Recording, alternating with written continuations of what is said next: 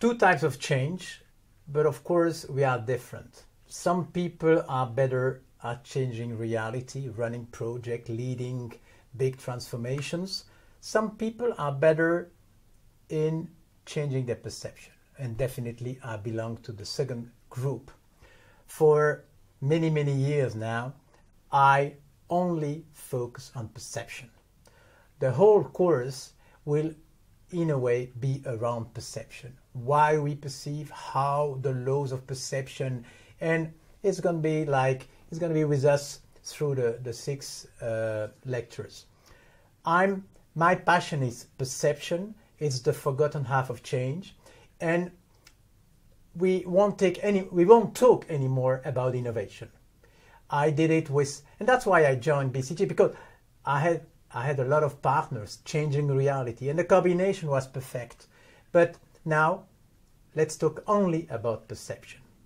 And the next step is, in a way, in a changing world, one day you need a new perception. I remember Kafka, who wrote in one of his books, in a fight between you and the world, you should bet on the world. Well, it looks funny, but we often do exactly the opposite. We bet on ourselves. So let's bet on the world. The world is changing. We need to change our perception. A perception is always a simplification. In other words, we need to move from one simplification to the other. Only two possibilities. Either you're the victim of the process, or you lead the process. Either suddenly you realize, hey, oh la la, I'm completely wrong. I never realized that, and you're a bit desperate. It's like suddenly realizing I made a big mistake. I didn't change my perception on time. Or, completely different scenario, you build the next perception. You realize, hey, there are some weak signals here. I need to change my perception. And we will be in details in other lectures. But let's keep this difference between being the victim of the change or being the driver of the change. And I often say the choice is caramba or eureka. Caramba is when you realize you're completely wrong, outdated. And eureka is when you say, wow, I'm gonna do this, I'm gonna do this. It's strange because, in a way, for a cognitive scientist, this feeling of being wrong and this feeling of being a genius is exactly the same. Suddenly, you replace one perception by another. Of course, the second option is much better when you lead the process. And that's what we're going to do now. Let's focus on eureka. What is exactly this click suddenly? Of course, it's going through this. And there are a lot of examples. But we need an additional point. You remember the step? Let's add a little detail. You will see here. You remember the slide? What do you notice? A little cross with new. And it's based on a fact. It's based on a fact. And the fact is this one. Not a single good idea was good the day of its birth. There is not a single example on this planet of an idea which was good the day of its birth. It's a fact. You can take the car, the computer, the whatever.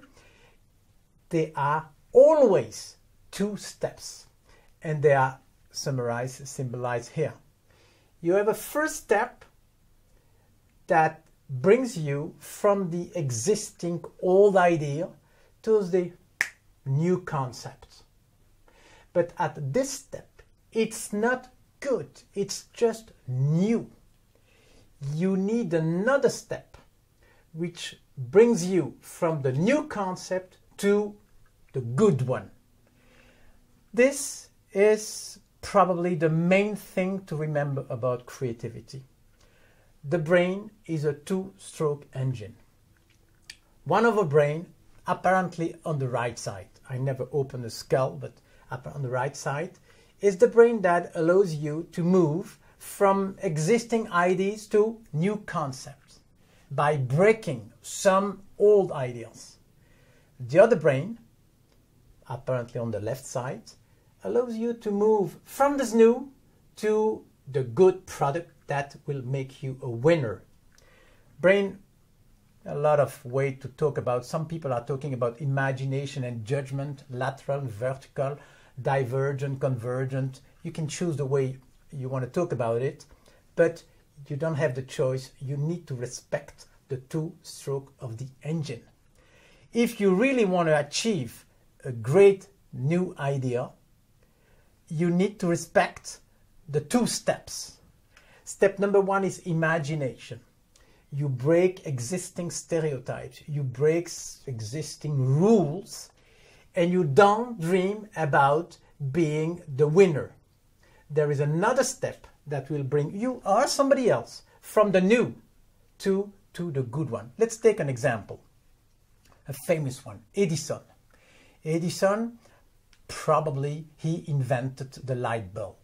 Well, maybe it's somebody else, but that's another story. Let's take Edison. Invented the light bulb. And Bachelard, it's a philosopher, French philosopher, explained exactly how it happened. Before Edison, anybody who wanted to produce some light, in a way, produced some fire. Before Edison, you need to burn something in order to produce some light. Can be oil, can be wax, can be what you want.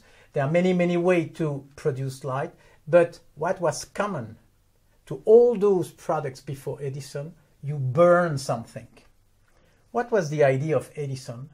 Suddenly he said, I have an idea. I will produce light by preventing something from burning. Imagine the situation. This is really a break.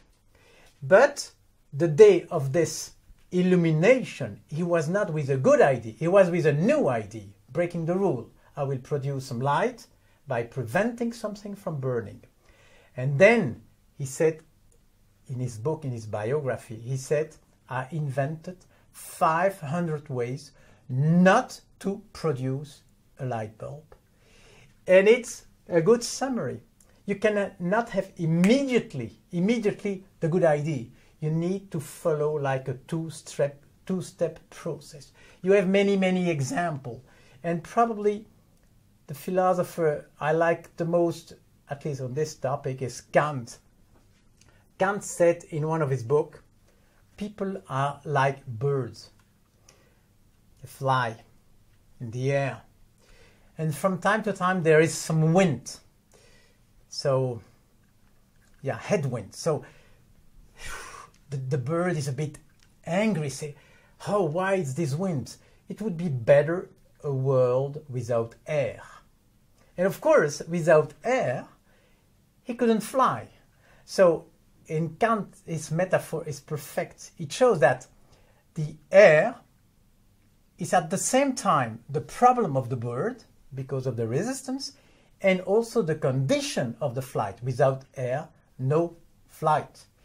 I like this metaphor for creativity. What is a bad idea?